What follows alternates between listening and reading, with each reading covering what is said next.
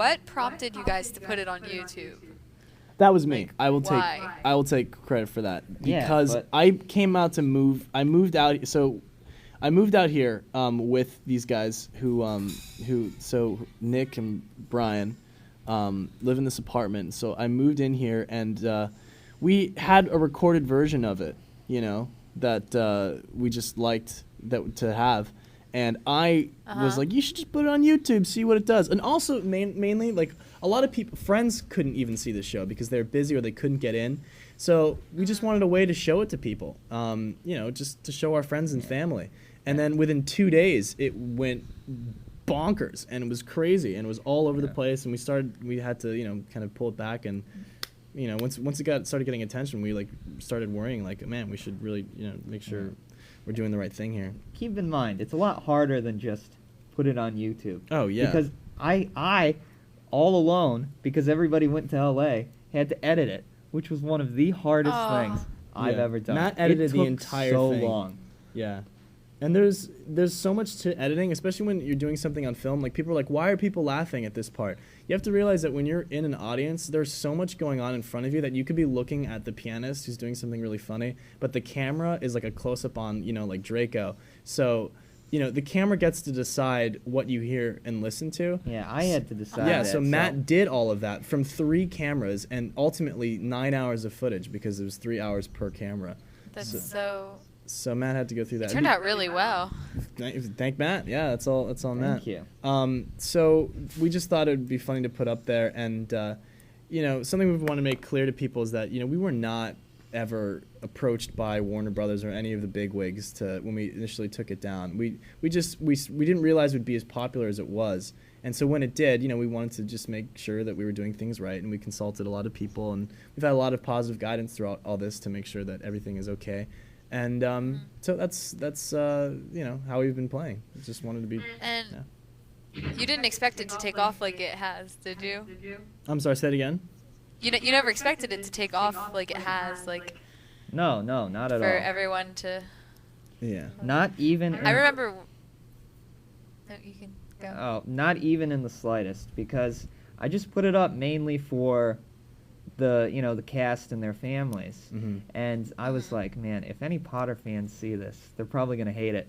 Yeah, we were pretty. That's another thing. It's like, because it's a parody, It's so I don't know. It's all been extremely overwhelming, and stuff that happened last week or when we first put it up seems like years ago. Because honestly, so much has transpired since we put it up. So it really has turned things around. Like I said, These guys make projects all the time. So there was this, Lord of the Rings thing, and then Little White Lie, which is a project we're in the process of promoting.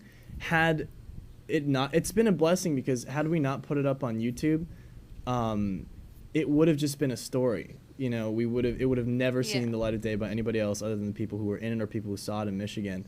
And it's kind of given it this new life, and it's become this own beast that fans have come to enjoy, which is really great, and it's really, really heartwarming for us that people love it so much. But it was so close to just being just the story. Like literally after the show, when people were like, "Oh man, so what have you been up to?" I'm like, "Oh, I did this. I was in this show that was kind of like a Harry Potter parody musical. That was fun." And if you just tell that to somebody, then you just kind of get this pat on the head of like, "That's nice, dear." Like. Because they just have no idea, and so that was kind of why we wanted to put it up, just because we wanted to show our friends and people to explain what had been so big in our lives. Yeah. So yeah. I was gonna say I remembered when you first put it up when it was called Harry Potter the Musical, before you changed the title, and. The webmaster of the Remembrall.org, his name is Alex. He started the whole Remembrall thing about 4 or 5 years ago, and he sent me this link on Skype, and he's just like, just click on it. And I said, okay.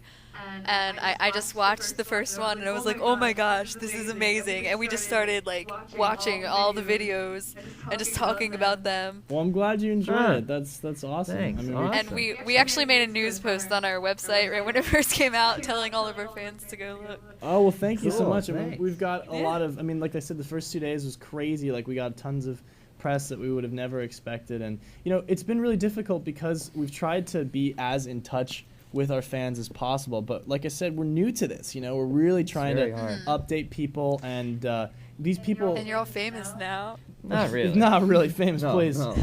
What am I, Harry Potter? I mean, come on. Yeah. I guess I am.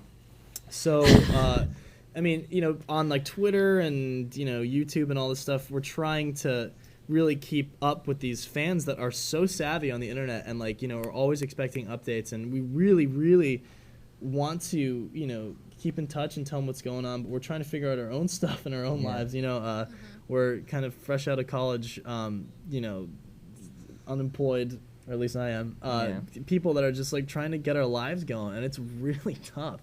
To come home. Like, I live this double life where I go out, you know, I'm trying to get a job, and I come home and there's this internet world of, you know, Harry Potter, and it's just crazy. So fans, if you're listening to this, like, really, we love you, and we couldn't have, you know, come upon, you know, the better fans. I mean, I can't imagine a community of people that could have possibly be more supportive than they have been. So it's just tough to keep up. It's very tough to keep up. It really is. Like, I did not know what Twitter was until we had to make a Starkid Potter Twitter. No clue whatsoever. Yeah.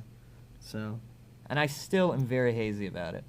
So am I. I don't know why you'd check a Twitter. I have a Twitter now, and I can't believe how many people, like, read stuff that I just say. Is it a phone thing or what? No, it's like it's just telling, you know, Facebook status? Yeah. It's like that, but like all the time. You can just say whatever you're doing.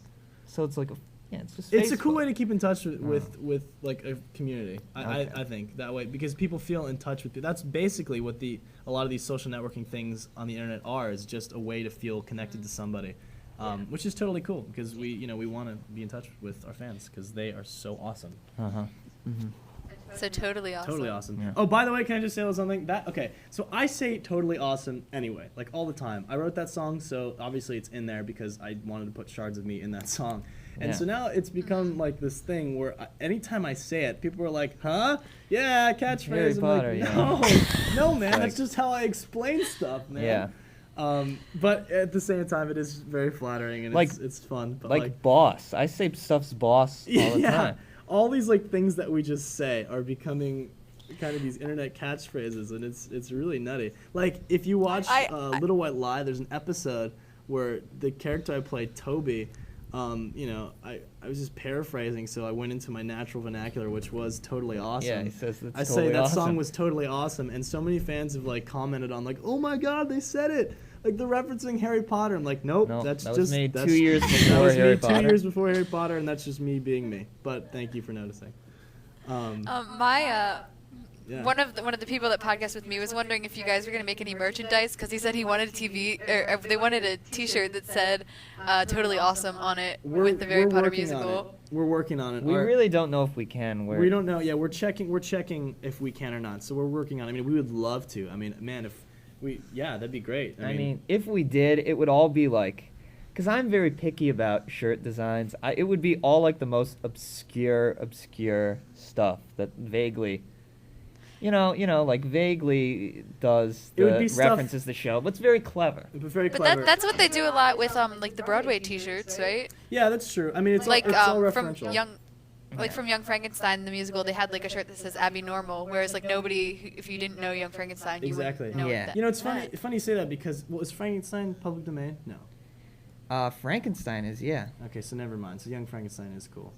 But, okay, so never mind. So the point that I was about to say is invalid. But, you know, the idea with the shirts would be to stick to something that was original within our parody, but obviously not, you know, infringing any copyrights. Harry Potter.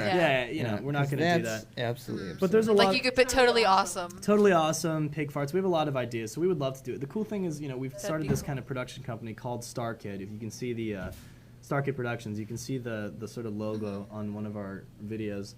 And, you know, we'd like to make official Starkid merchandise at some point. Yeah, that would be cool. Yeah, that'd be cool, because, you know, it would be like a Starkid tee, as far as, you know, like a Pig Fart shirt would be a Starkid tee. But we're working on it. Don't hold us to anything. We would love to make that happen, and we're working on it. That's all we can really say.